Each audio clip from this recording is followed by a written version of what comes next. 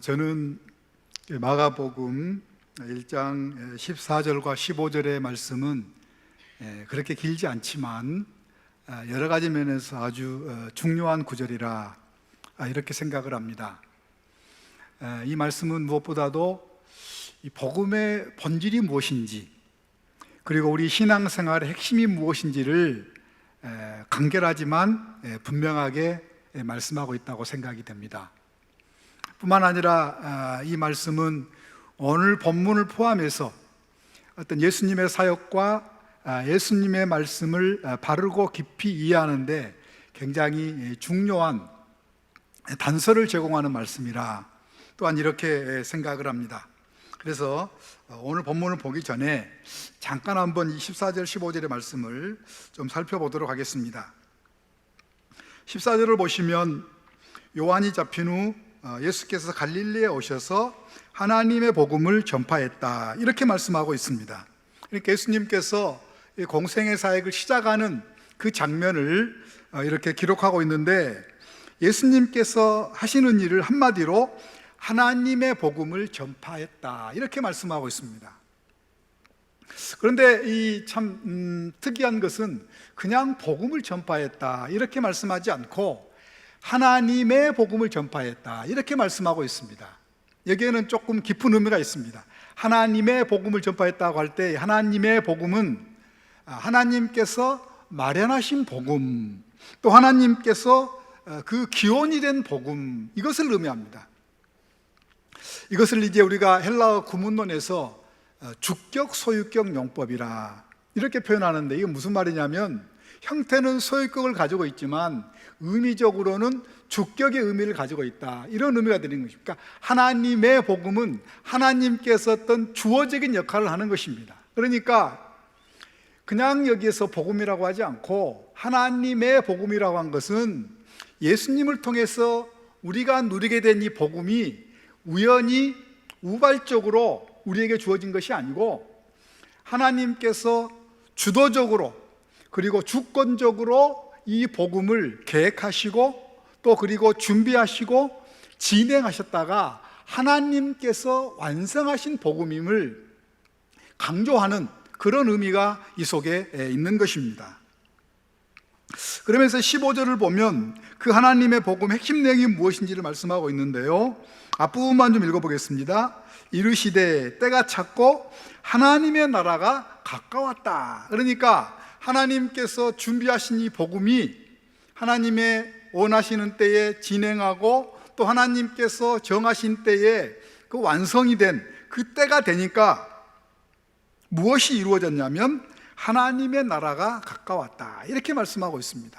하나님의 나라가 가까웠다는 말은 무슨 말이냐면 하나님의 나라가 임했다, 또는 하나님의 나라를 우리가 경험할 수 있다, 이런 의미가 되는 것입니다. 그러니까 하나님의 복음의 핵심이 뭐냐면 하나님의 나라가 임하는 것, 그리고 하나님의 나라를 경험할 수 있는 것이다, 이것을 말씀하고 있는 것입니다. 이거는 우리가 복음서를 보면 쉽게 우리가 확인할 수가 있습니다. 누가복음 4장 43절을 보시면 예수님께서 무슨 일을 하셨냐면 이렇게 말씀을 하고 있습니다. 하나님 나라의 복음을 전하기 위해서 내가 보내심을 입었노라, 이렇게 말씀하고 있습니다. 뿐만 아니라 우리가 복음서를 보면 예수님께서 가르치실 때에 하나님의 나라를 가르치셨는데 다양한 방법을 통해서 하나님의 나라를 가르치시는 것을 우리가 또한 쉽게 발견할 수 있고요, 또 예수님께서 부활하신 다음에 40일 동안 이 땅에 계셨는데 그 40일 동안 이 땅에 계시면서 사셨던 일들을 사도행전은 한 문장으로 요약하고 있는데, 그거 뭐냐면 하나님의 나라를 가르치셨다, 이렇게 말씀을 하고 있습니다. 그러니까 우리가 이런 그 예수님을 통해서 임하게 되는 하나님의 나라의 임하심, 이거를 잘 이해하는 것은 예수님의 사역과 말씀을 바르고 또 깊이 있고 풍성하게 이해하는 데도 중요할 뿐만 아니라 우리가 지금 현재 실제적으로 신앙생활을 하는 데 있어서도 아주 굉장히 중요한 개념이라는 것입니다. 여기서 우리가 한 가지 좀 확인할 게 있습니다. 그건 뭐냐면, 우리가 이제 일반적으로 하나님 나라 할 때 이 하나님 나라의 가장 기본적이고 중심적인 개념이 뭐냐는 것입니다. 아마 여러분들은 다 아실 텐데요, 하나님의 나라의 가장 기본적인 개념은 어떤 장소의 개념이 아니라는 거죠. 하나님 나라의 가장 기본적인 개념은 하나님의 통치, 하나님의 다스림의 개념이라는 거예요. 다시 말하면 하나님의 나라가 임했다 할 때는 하나님의 통치와 하나님의 다스림이 임했다, 이런 말이고요.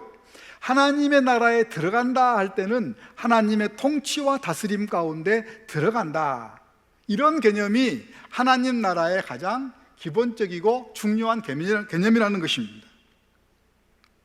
그런데 우리가 복음서를 보면 이렇게 하나님의 나라가 임했을 때, 다시 말하면 하나님의 통치와 하나님의 다스림이 임하게 되었을 때 나타나는 대표적인 두 가지 결과가 있습니다.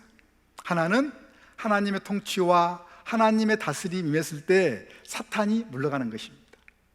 또 한 가지는 예수님을 통해서 하나님의 통치와 하나님의 다스림이 임했을 때 병이 치유하는 그런 결과가 나타나는 것이 복음서가 우리에게 말씀하는 하나님의 나라가 임했을 때 나타나는 대표적인 두 가지 결과입니다.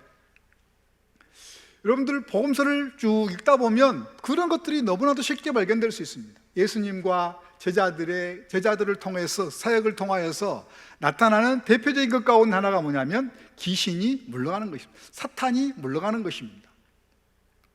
근데 이제 우리가 이 사탄에 대해서 오해하고 있는 것 가운데 하나가 뭐냐면 우리가 경험하는 안 좋은 일과 사탄을 그냥 연결시키는 것입니다.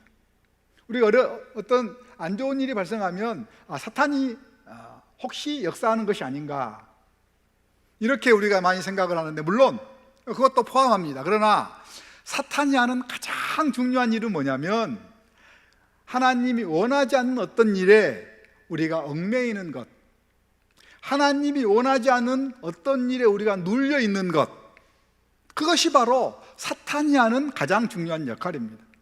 그리고 사탄에게서 해방이 되었다, 사탄에게서 자유하게 되었다 하는 말의 가장 기본적이고 중요한 의미는 뭐냐면 하나님이 원하지 않는 어떤 얽매여 있는 것에서, 또 하나님이 원하지 않는 어떤 일에 억눌려 있는 것에서 우리가 자유를 얻게 되었고 해방을 얻게 되었다. 그래서 예수님께서 이 땅에 오셔서 하는 일들을 예수님께서 뭐라고 말씀하고 있냐면, 내가 얽매여 있는 것에서, 너희들이 억눌려 있는 것에서 내가 너희에게 참 자유와 해방을 주겠다, 예수님께서 이렇게 말씀하셨어요. 또한 우리가 복음서를 보면 예수님과 제자들의 사역을 통하여서 하나님 나라가 선포되면서 나타나는 또 하나 중요한 것은 뭐냐면 병에서부터의 치유입니다.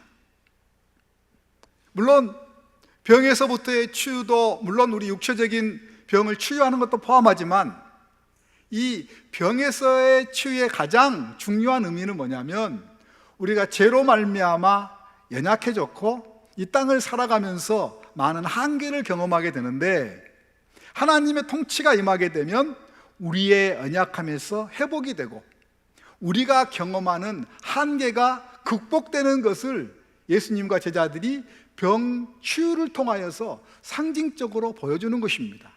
그러니까 예수님의 핵심 사역이, 하나님 나라의 복음의 핵심 사역이 하나님의 나라가 임하는 건데, 그 하나님의 나라가 임하게 될 때 우리가 누리는 복은 뭐냐면 우리가 얽매여 있는 것, 우리가 눌려 있는 것에서 자유하고 해방을 누리게 되고 우리의 연약함이 회복이 되고 우리의 한계가 극복되는 그런 결과가 하나님의 통치와 하나님의 다스림이 임하게 될 때 우리가 경험하는 하나님께서 우리에게 주시는 복이라는 것이죠.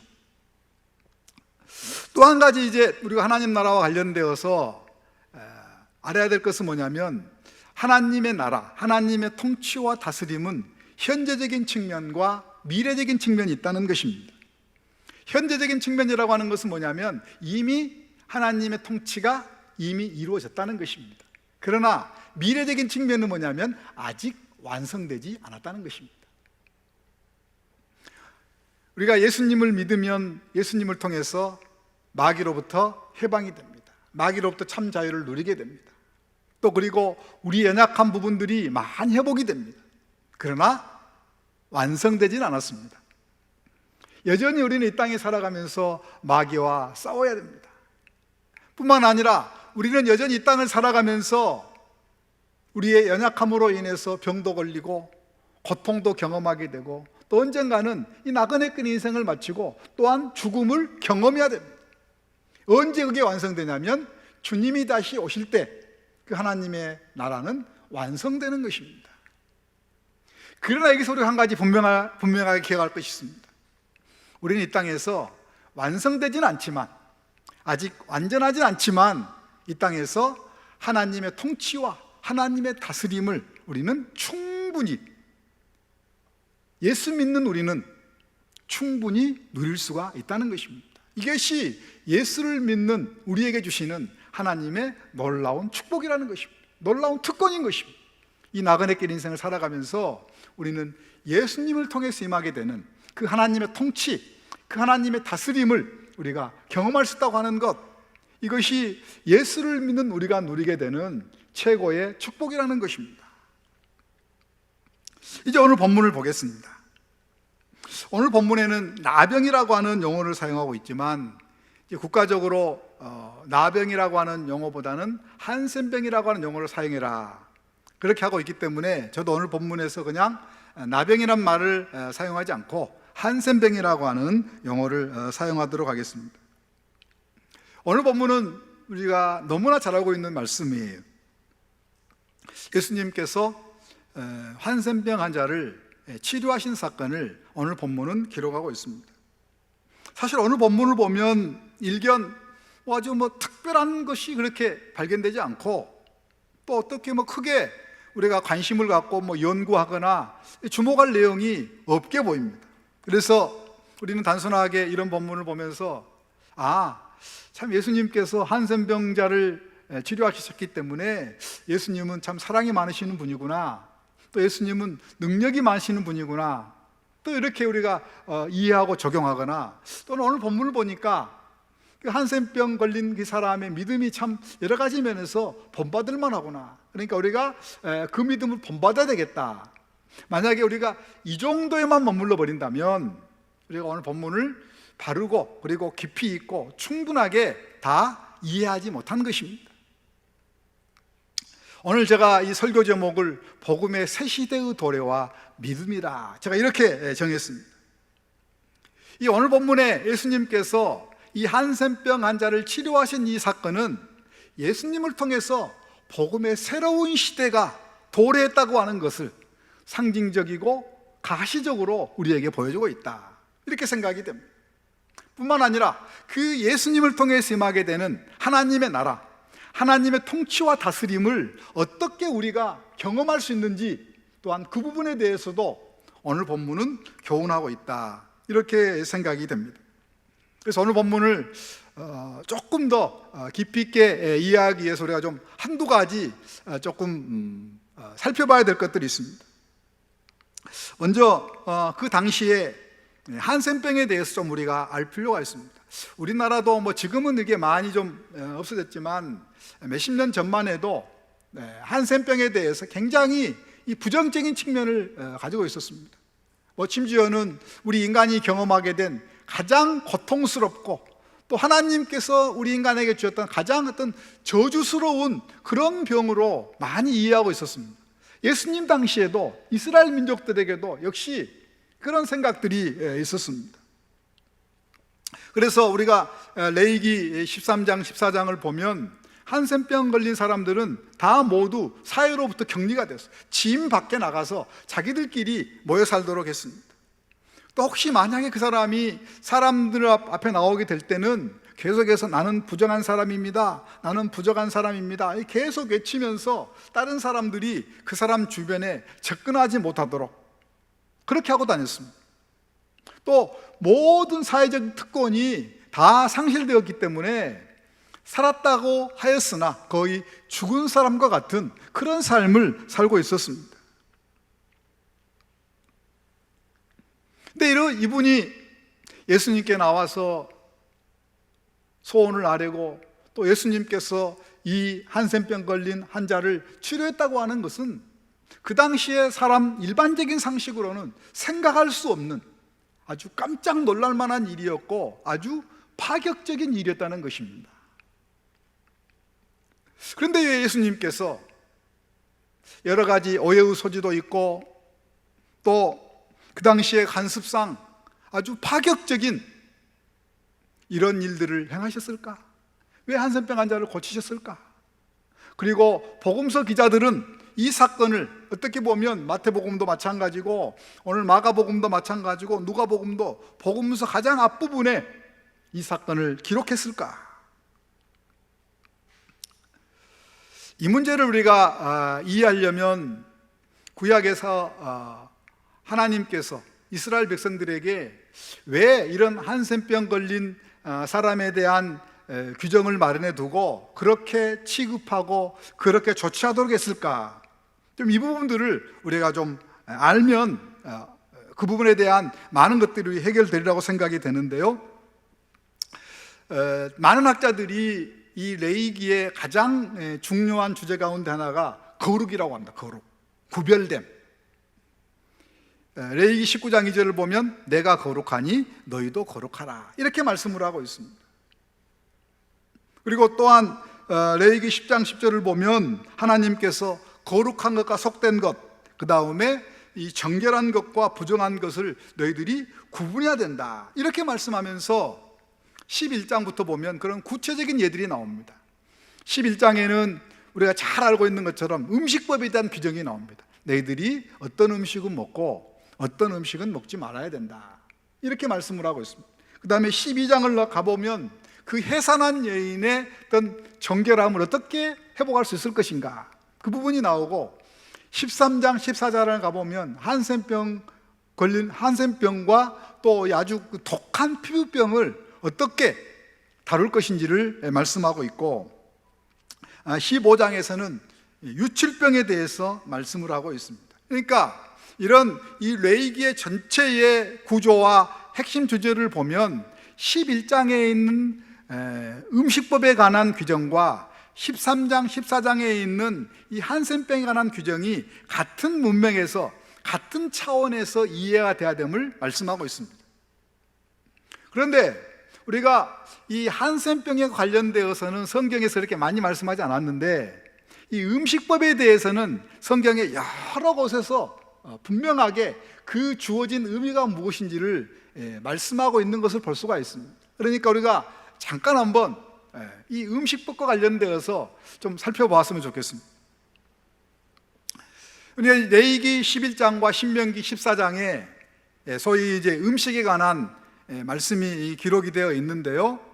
오늘날 일부 종파에서는 이 구약 성경에 있는 어떤 음식은 먹어야 되고 어떤 음식은 먹지 말아야 되는 음식이 하나님께서 건강 때문에 주신 것이다. 그러니까 먹으라고 하는 음식은 건강에 좋은 거고 먹지 말라고 하는 것은 건강이 좋지 않기 때문에 오늘날 우리가 그대로 문자적으로 그 규정을 지켜야 된다 이렇게 주장을 하면서 오늘날 여전히 문자적으로 레위기 11장과 신명기 14장의 말씀을 지키고 있는 그런 종파들이 있습니다. 그거는 성경의 의미를 아주 곡해하는 것입니다. 이 레위기 11장과 신명기 14장의 음식법에 대한 규정은 이런 의미를 가지고 있습니다. 하나님께서 이 계명을 주셔서 이스라엘 민족들이 어떤 음식을 먹고 어떤 음식을 먹지 말아야 될 가장 중요한 이유는 뭐냐면 이스라엘이 그런 음식을 구별함을 통하여서 하나님께서 이스라엘 민족들을 구별한 민족이라고 하나님께 특별히 그 민족을 거룩한 백성으로 구별했다고 하는 것을 이스라엘 민족이 기억하고 이스라엘 민족이 다른 이방 민족들과는 구별된 삶, 거룩한 삶을 살도록 하기 위해서 하나님께서 상징적으로 주신 거예요. 제가 왜 그렇게 말씀드리냐면 성경에 아주 중요한 두 가지 근거가 있기 때문에 그렇습니다. 먼저 이제 레위기 11장과 신명기 11장의 말씀을 보면 이제 그 말씀이 나오는데 음식법과 관련된 말씀을 하면서 서론과 결론의 말씀을 하고 있습니다. 특별히 신명기 14장을 가보면 그 음식 음식법을 바로 말씀하기 바로 전에 서로는 이렇게 말씀을 하고 있습니다. 신명기 14장 2절을 보면 너는 내 하나님 여호와의 선민이라. 여호와께서 지상 만민 중에서 너를 택하여 자기 기업의 백성으로 삼으셨느니라. 이렇게 말씀한 다음에 음식법이 쭉 나옵니다. 그리고 이제 음식법이 나온 다음에 그 결론으로 14장 21절에 가보면 또 이렇게 말씀하고 있습니다. 너희는 너희 하나님 여호와의 선민이라. 양갈식이란 말을 양갈식. 양쪽에 이 음식법의 가장 중요한 의미가 무엇인지를 딱 하나님께 정해주셨어요. 너희는 선민이라. 너희는 거룩한 백성이라. 하나님께 너희들을 구별하셨다. 너희들이 그것을 기억해야 된다. 이 음식을 어떤 음식은 먹고 어떤 음식은 먹지 않으면서. 뿐만 아니라 성경 전체를 봐도 그것이 너무나도 분명한데요. 우리가 창세기 9장을 가보면 노아의 홍수 이후에 하나님께서 이렇게 명령합니다. 모든 음식을 너희들이 다 먹을 수 있다. 모든 생분을 다 먹어라. 이렇게 말씀을 하고 있어요. 그리고 예수님께서도 뭐라고 말씀하셨냐면 너희 입으로 들어간 것이 너희를 더럽게 하는 것이 아니고 너희 입에서 나오는 것이 모든 음식을 예수님께서 다 먹을 수 있도록 그렇게 말씀하셨어요. 또 사도 바울도 로마서 14장을 가보면 너희들이 모든 음식 다 먹을 수 있다. 먹어야 된다. 그러나 때로는 건덕을 위해서는 너희들이 절제할 필요가 있다. 이렇게 말씀을 하고 있습니다. 그리고 조금 전 제가 말씀드렸던 신명기 14장을 보면 이스라엘에게는 먹지 못하도록 하는 음식이 이방인들에게는 다 팔고 먹을 수 있도록 하나님께서 그렇게 말씀하는 걸 볼 수가 있습니다. 제가 방금 말씀드렸던 그걸 정확히 보면 구약에 있는 음식법은 영원토록 전 세계 모든 사람이 다 지키도록 주신 법이 아니에요. 하나님의 전체 구원 역사의 과정에 있어서 어떤 한 특별한 시기에 또한 특별한 목적으로 오직 이스라엘에게만 명령했던 규정이라는 것입니다.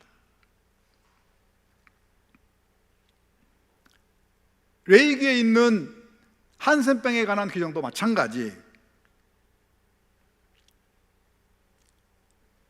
음식법과 같은 차원에서 한센병에 대한 규정도 이해가 돼야 되는 거예요. 한센병 걸린 사람을 이스라엘 진 밖으로 따로 격리했던 가장 중요한 이유는 뭐냐면 그 한센병 걸린 사람이 죽을 병을 걸렸다거나 전염적인 그런 요소가 강하기 때문에 그렇게 명령한 것이 아니에요. 마치 음식법이 어떤 위생이나 건강 그것 때문에 주신 것이 아니고 그것을 지킴으로 말미암아 하나님의 구별된 백성인 것을 이스라엘이 기억하고 구별된 삶을 살도록 했던 것처럼 이런 한센병 걸린 사람, 또 아까 유출병, 또 해산한 여인들, 그런 부정적인 것들을 다 그들이 해결하도록 그렇게 특별하게 규정을 지었던 것은 그 모든 규정들을 통하여서 하나님이 거룩하신 하나님을 믿는 우리가 하나님의 특별하게 구별된 백성이고 하나님의 구별된 백성으로 거룩하고 하나님 앞에 순결하고 온전한 삶을 살도록 하기 위한 그러한 조치로서 하나님께서 그러한 규정을 주셨다는 것입니다. 그러니까 오늘 본문에 있는 예수님께서 한센병을 치유한 이 사건은 단순하게 예수님께서 그냥 어떤 한 병자를 단순하게 고치는 그런 의미가 아니고 예수님께서 이 일을 행하심으로 말미암아 하나님께서 전체 구원 역사에 일시적으로 이스라엘 백성들을 아주 특별하게 자초하셨는데 더 이상 하나님의 구원 역사에 있어서 그런 이스라엘의 특별한 이치가 이제는 더 이상 존재하지 않는다는 것이에요. 그리고 오늘 본문을 통해서 또 한 가지 알려준 중요한 것은 뭐냐면 구약에는 혈통적으로 그리고 민족적으로 사회적으로 특별한 사람만 하나님의 통치와 다스림을 누릴 수가 있었는데 이제는 그런 모든 벽이 다 무너져 버리고 오늘 본문에 있는 한센병자와 같이 예수님께 믿음으로 나오기만 하면 그 예수님을 통해서 임하게 되는 하나님의 통치, 하나님의 다스림을 혈통적으로, 사회적으로, 지역적으로, 민족적으로 제한받지 않고 모든 사람이 다 이제는 예수님을 통해서 임하게 되는 이 복음의 새로운 시대의 은혜와 복과 특권들을 다 누릴 수 있다.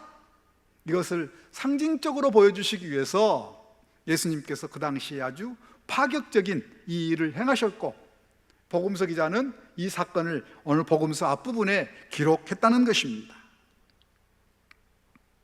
그리고 이제 44절을 보면 예수님께서 그 사람에게 아무에게도 아무 말도 하지 말라 이렇게 말씀하고 있습니다. 이건 뭐예요? 그 당시에도 오늘 우리가 오해하는 것처럼 단지 그냥 예수님을 어떤 병을 고치는 사람, 단순하게 기적을 행하는 사람, 이렇게 오해받지 않도록 하기 위해서 나중에 이제 이 예수님께서 한센병 환자를 치료하신 사건의 구원사적인 진정한 의미가 온전히 드러나기 전까지는 예수님에 대한 오해를 막기 위해서 예수님께서 이러한 조치를 행하셨어요. 단지 제사장에게 보이고 모세가 명한 것을 드리라고 하는 것은 그렇게 해야만 그 사람이 이제는 사회적인 온전한 생활을 할 수가 있기 때문에 단지 그것만 명령하셨던 것입니다.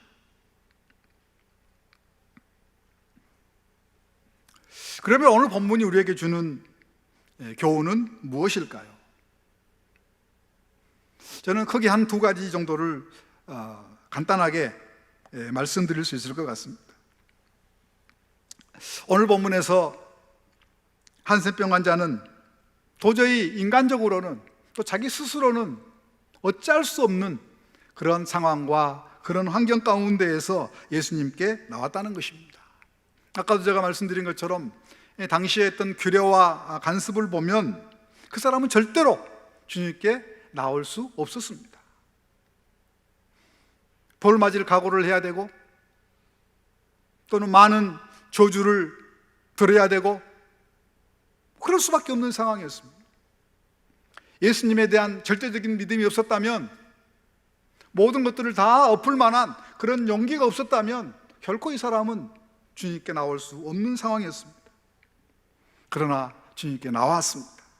그리고 40절 보면 꿇어 엎드려 간구하였다 그랬습니다. 가장 겸손한 자세로 가장 간절한 마음으로 아마 주님께 자기의 소원을 아뢰었을 것입니다.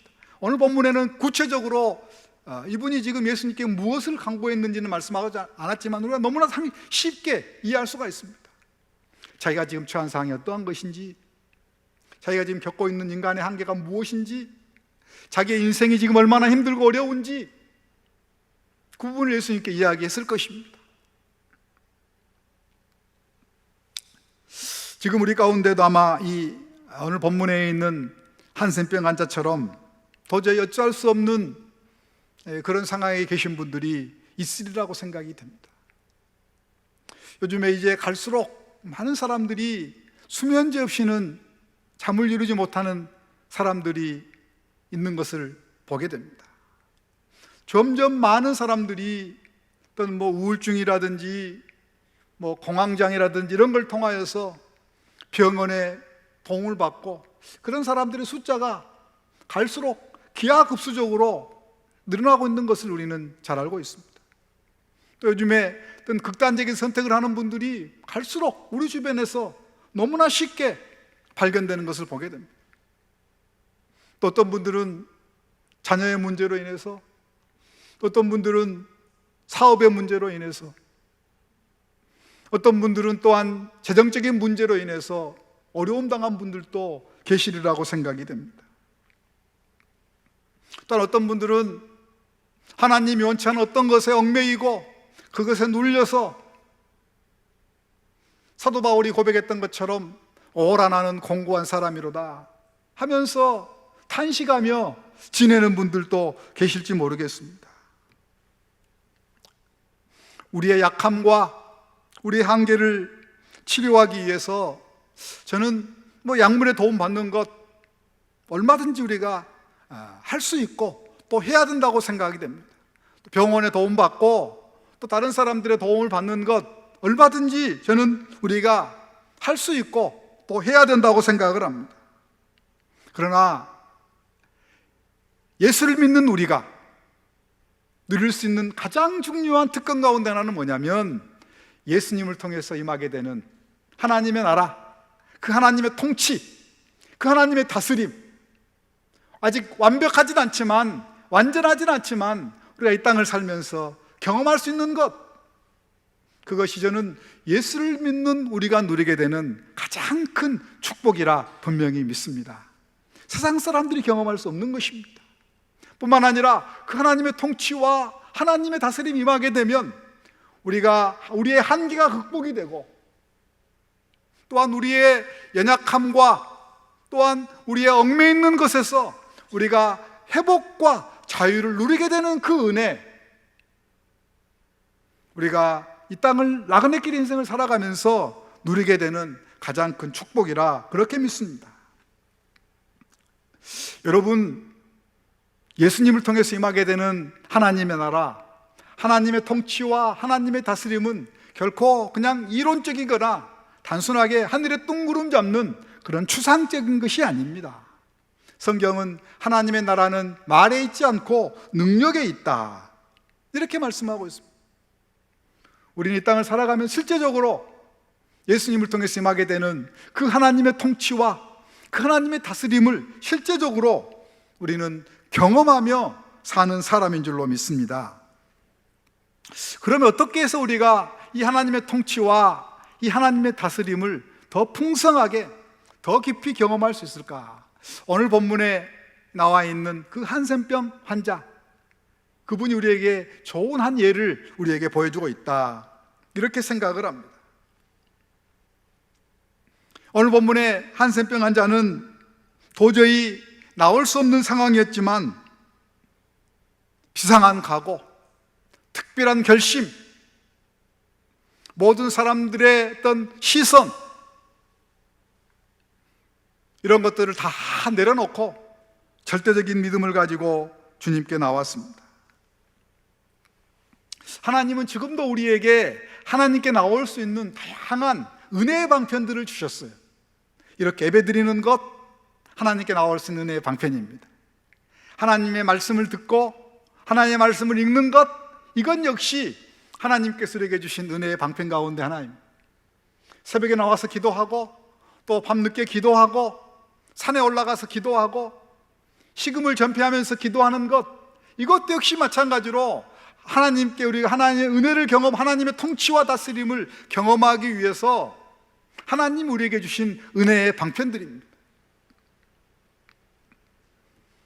인간으로는 도저히 어찌할 수 없는 우리의 문제를 오늘 본문의 한센병 환자처럼 가장 겸손하고 가장 간절함으로 우리가 주님께 나아올 때 우리는 우리의 한계와 우리의 연약함이 극복되는 은혜를 경험하게 될 줄로 믿습니다.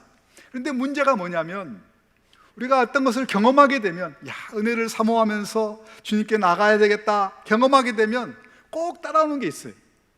핑계거리가 따라와요. 꼭 방해하는 뭔가들이 있어요.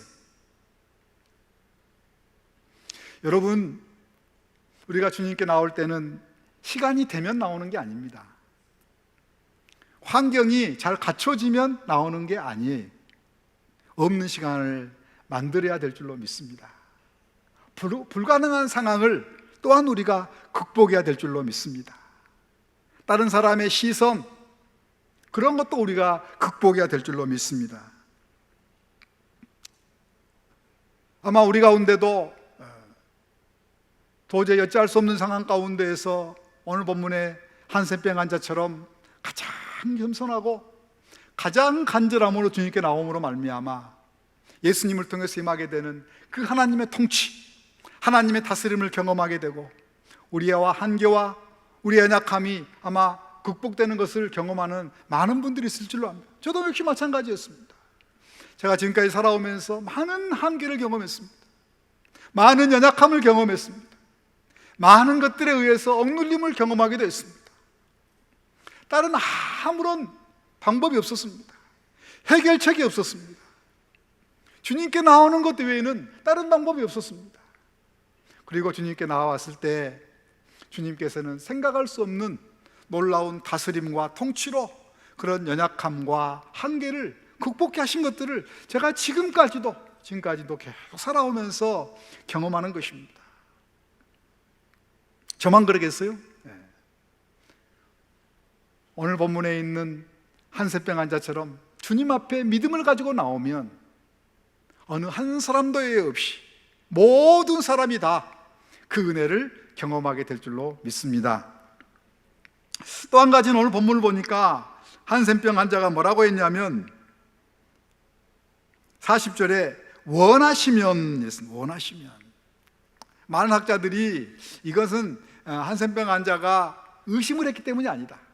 분명히 그에게 소원이 있었고 그에게 욕심이 있었지만 자기의 소원과 욕심조차도 주님의 뜻에 굴복시키는 것이다, 이렇게 이야기를 합니다.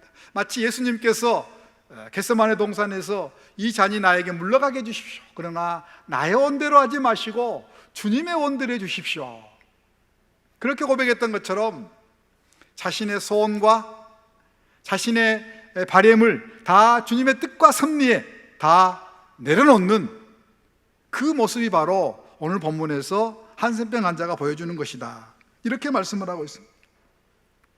만약에 우리가 그것을 받아들인다면 여러분, 오늘 본문에서 한센병 환자가 그런 고백한다고 하는 것은 결코 쉬운 일이 아니었습니다. 이분은 지금 생명을 걸고 주님께 나왔어요. 또 그리고 자기 병이 치유가 되는 것은 자기 일생에 어쩌면 최고의 유일한 소원이었을 것입니다. 그러나 그것마저도 내려놓는 믿음의 모습을 오늘 본문에서 보여주고 있는 것입니다. 여러분, 우리 인간으로서는 할 수 없는 한계를 경험하고 좌절을 경험하고 어려움을 경험할 때 우리는 하나님께 나와야 됩니다. 그리고 하나님께 나올 때 하나님이 요구하시는 가장 중요한 것은 하나님에 대한 절대적인 믿음인 줄로 믿습니다. 하나님이 살아계신 것과 자기를 찾는 자들에게 상 주시는 하나님이다, 이거에 대한 분명한 믿음이 있어야 됩니다. 우리 하나님은 전능하신 하나님이시고 전지하신 하나님이시고 우리 하나님은 무소부지하신 하나님이다, 이거에 대한 전적인 믿음이 우리에게 있어야 됩니다. 성경을 보니까요, 너희들이 얻지 못하면 구하지 않으며 구하여도 얻지 않으면 너희들이 믿음이 없기 때문이라, 이렇게 말씀을 하고 있습니다. 그렇기 때문에 우리가 아직 믿음이 부족하다면 우리는 주님 앞에 나오면서 이런 기도해야 돼요. 하나님, 저에게 믿음 없는 것을 도와주십시오. 하나님을 온전히 신뢰하는 그 믿음을 저에게 주십시오. 전능하신 하나님, 모든 것이 가능하신 하나님, 그에 대한 온전한 믿음을 나에게 주십시오. 그것을 위해서 기도해야 됩니다. 그러나 우리 하나님이 우리에게 요구하시는 진정 성숙한 믿음은 뭐냐면 그리하지 않을지라도의 믿음이에요. 오늘 본문에 그 한센병 환자가 우리에게 보여주고 있습니다. 우리는 하나님께 나오면서 하나님, 언제, 어떤 방법으로, 어떤 결과로 하나님 응답해 주십시오. 그리고 그것을 다 고정시켜 놓습니다. 그거는 성숙한 믿음이 아닌 것입니다. 우리가 원하는 시기와 원하는 방법과 원하는 결과가 있을지 모르겠습니다. 그러나 아무리 그것이 강렬하다 할지라도 오히려 그것마저 내려놓는 그 믿음이 우리에게 필요한 줄로 믿습니다. 실제로 우리가 신앙생활 하다 보면 어때요? 우리의 길과 하나님의 길이 다른 것을 많이 경험하게 됩니다. 우리의 생각과 우리의 계획과 하나님의 생각과 하나님의 계획이 다른 것을 많이 경험하게 됩니다. 우리 이인호 목사님하고 저하고는 어릴 때부터 아주 친한 친구였습니다. 그런데 지금 이인호 목사님이 지금 이 자리에 있는 것 애초에 그가 생각지 않았던 겁니다. 제가 지금 신대원 학교에서 교수사에 가는 것 제가 꿈에도 없었던 일이었어요. 전혀 우리는 생각지 않았지만 하나님은 하나님의 방법대로 우리를 인도하시는 것입니다. 그리고 나중에 뒤돌아보면 항상 어떤 고백을 하냐면 하나님은 가장 적절한 때에, 하나님은 가장 알맞는 방법으로, 그리고 하나님께서는 항상 우리가 생각했던 것보다도 훨씬 좋은 것으로, 훨씬 넘치고 풍성한 분으로 채워주시는 하나님이신 것을 믿습니다. 우리가 순간적으로는 우리가 원하는 것, 우리가 소원하는 것이 이루어지지 않는 그런 실망감이 있겠지만, 길게 다 돌이켜보면 하나님은 가장 알맞는 것으로, 또 가장 적절한 것으로, 또 가장 풍성하게 채워주시는 하나님이신 줄로 믿습니다. 그러니까 우리가 그리하지 않을지라도 이 믿음의 고백이 있을 때 우리는 예수님을 통해서 임하게 되는 그 하나님의 다스림, 하나님의 통치를 더욱더 풍성하고 더욱더 넉넉하게 경험하게 될 줄로 믿습니다. 이 은혜가 우리 모두에게 임하기를 주님의 이름으로 축원합니다. 기도하겠습니다.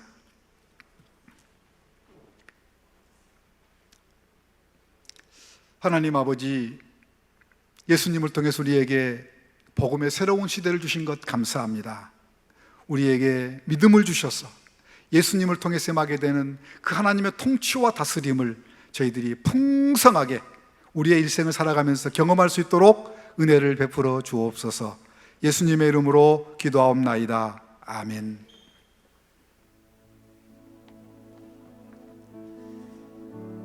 우리는 모두 쉽지 않은 상황 속에서 주님 앞에 나왔습니다. 내 삶을 짓누르고 얽매는 것들이 우리 모두에게 있습니다. 이 시간 우리가 믿음으로 예수 그리스도께 나아가면 주님은 그 모든 것을 풀어주시는 능력자, 우리의 구원자이심을 믿습니다. 우리가 그 주님 앞에 예수 우리 왕이와 함께 찬양하며 우리의 소원을 아뢰며 기도하도록 하겠습니다. 예수 우리 왕이여, 이곳에 오소서. 보좌로 주여 임하사 찬양을 받아 주소서. 주님을 찬양하오니,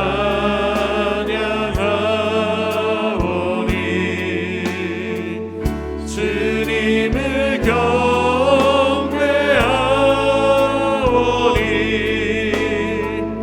왕이신 예수여 오셔서 좌정하사 다스리소서. 예수 우리 왕이여 이곳에 오셔서 예수 우리 왕이여, 이곳에 오소서. 보좌로 주여 임하사 찬양을 받아 주소서. 주님을 찬양하오니 주님을 찬양하오니,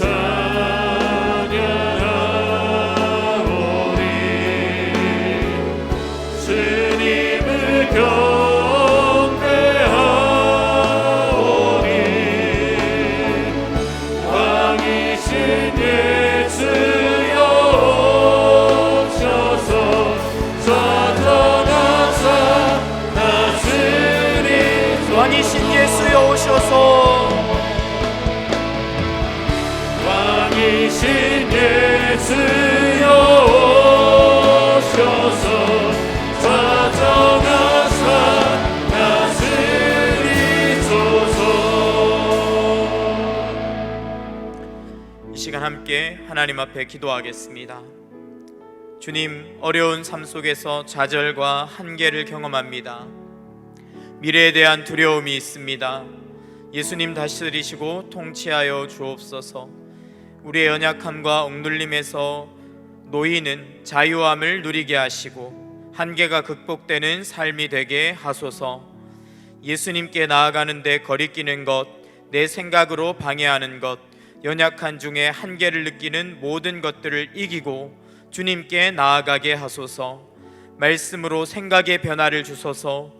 기도를 통해서 예수님의 능력을 경험하게 하소서.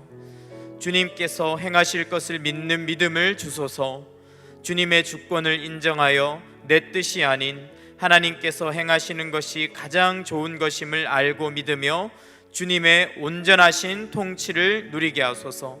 이 시간 기도할 때 너무 큰 소리로 기도하지 마시고 자기 소리가 자기 귀에 들릴 정도로만 하나님 나라가 임하게 하여 달라고 같이 한번 기도하도록 하겠습니다. 기도하겠습니다. 하나님